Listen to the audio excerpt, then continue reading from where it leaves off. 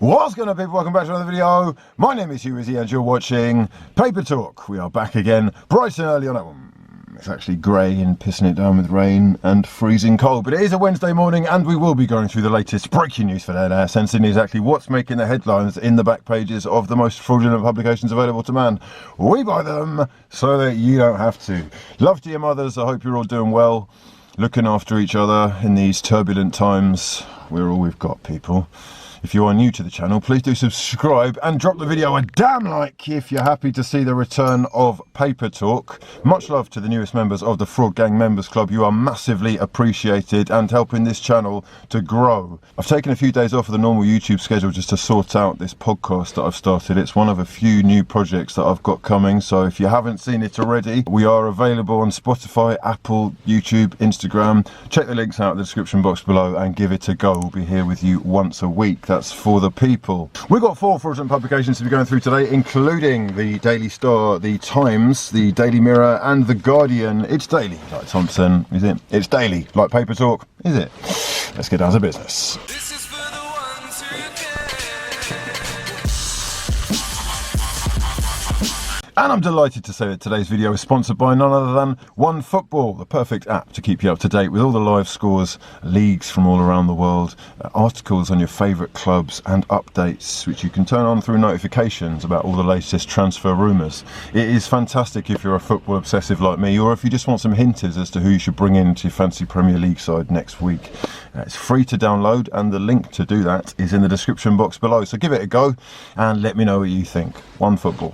Paul Pogba is on the back of most of the pages today after Manchester United got themselves a 1-0 win at Turf Moor against Burnley last night, and it is a win that sees them go 3 points clear of Liverpool at the top of the table. That's right, after 17 games Manchester United have a 3-point gap over Liverpool and they play this weekend. It's the first time that Manchester United have been top of the Premier League table after 15 games since 2012-13 season, and it has given United fans so much belief that as a neutral it's fantastic to see Manchester United against Liverpool with Manchester City in the conversation as well, and this weekend is going to be an absolute huge game. What a game. Let me know your predictions in the comment section below. Can Manchester United seal the deal this season? Is this going to show us where they really are, or are they actually much more dangerous than people had initially given them credit for? Is their squad actually full to the brim with top quality talent who have started to gel and have started to believe that they can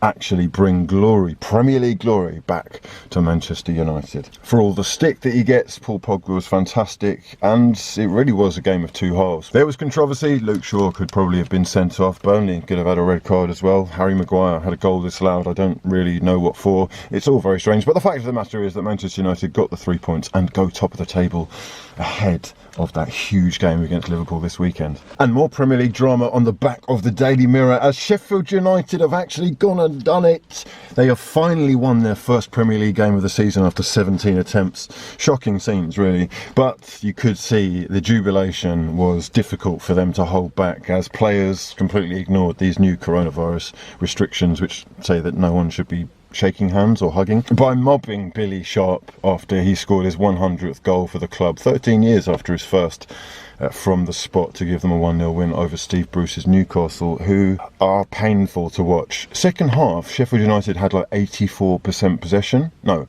88% possession. There were some hairy moments towards the end. I think it was Bogle who nearly chested the ball into the back of his own net late on. But ultimately, Sheffield United completely deserving to win. 3 points, huge 3 points. Can they now turn their season around? For them to actually survive would require almost Premier League title challenging form from here on out for the rest of the season, and that seems quite unlikely, but it is nice to see them get 3 points finally. And we see confirmation at the top as well. Sheffield United last night finally ending their 186-day wait for a first Premier League win of the season. Shocking scenes. And it says here, it's Joy Keane as Everton go fourth. Alex Iwobi scoring as well as Michael Keane on the night to give them a 2-1 win at Molineux against Wolves. Everton really have surpassed people's expectations. I think initially we were excited about the brand of football that they were able to offer now that they had these new signings. The balance in the side was certainly exciting to look at. But Carlo Ancelotti you really do have to take your hat off to him, or at least tip it, because 5 out of 7 wins in these strange times when the fixture list has been so clogged is immense work. We've also got top Pog, Ole ready for Klopp cash as United hit the summit of the Premier League with the 3-point gap that they have opened up over Premier League title rivals Liverpool. Sensational scenes. And over here we have got Scott Parker, so full of rage because Fulham have apparently been drafted in by the Premier League to play Tottenham tonight instead of Aston Villa, who've been hit by a number of COVID-19 cases. Scott Parker is not happy that this is the way that it's been dealt with, and he says it's scandalous to confirm a Premier League game at 9:30 on Monday morning. Would this have happened with a top of the table clash with two of the biggest teams? I don't think so. And on the flip side of that, in the back of the Daily Mirror, Jose Mourinho has said, Scott, stop your moaning. And he's gone on to say, we've played, if I'm not wrong, 11 more matches than Fulham since the start of the season. They've had Sunday, Monday and Tuesday to prepare.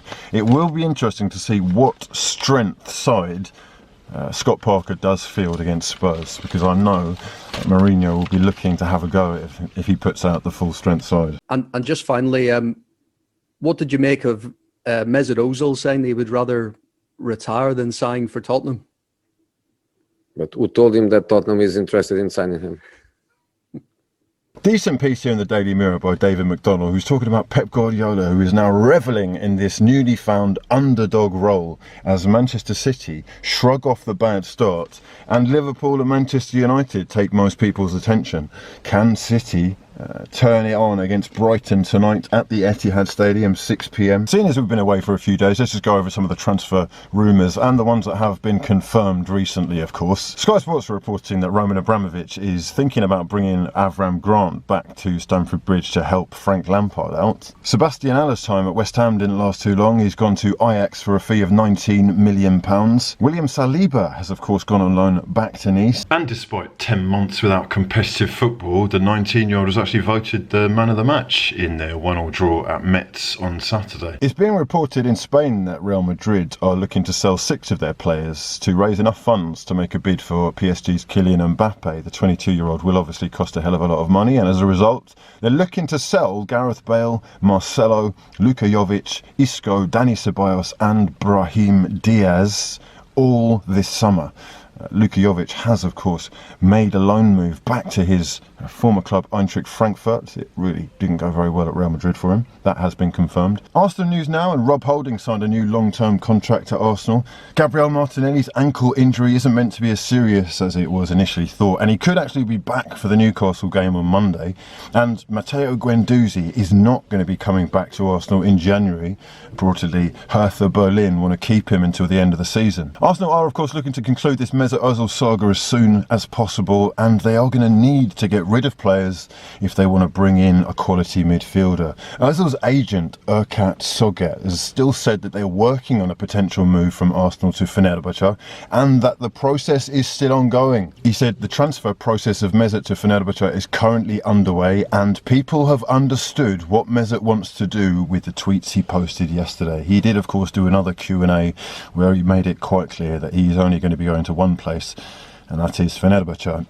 On the way to, incidentally, the US, which clearly from a marketing perspective he's very interested in capitalising on. Napoli have said that Kalidou Koulibaly, who is of course being chased by Liverpool, Manchester City and Manchester United, won't be going anywhere unless one of those clubs is willing to bid £100 million for him in the January transfer window. AC Milan are looking to sign Chelsea's 23-year-old centre-back Fikayo Tomori on loan for the rest of the season, according to The Guardian. Leicester City and Algeria striker Islam Slimani is set to have a medical with French club Lyon today. West Ham are going to need to raise their £7 million bid if they're looking to land the services of Napoli's striker Milik. The Polish international is also being chased by Marseille. West Ham have appointed Yves Volley, who's actually a former porn star and a director of X-rated films such as Lesbian Student Nurses and Horny Housewives on the Job, to their board.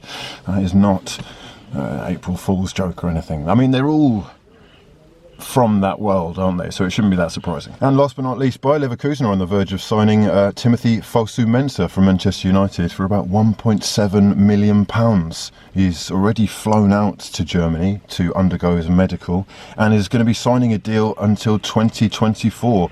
Is that a bargain? What happened there? Right then, that's about it for this time. I'm going to love you and leave you. I hope you're all doing well and looking after each other. Make sure you're subscribed to the channel if you're new and drop the video a damn like if you breathe oxygen.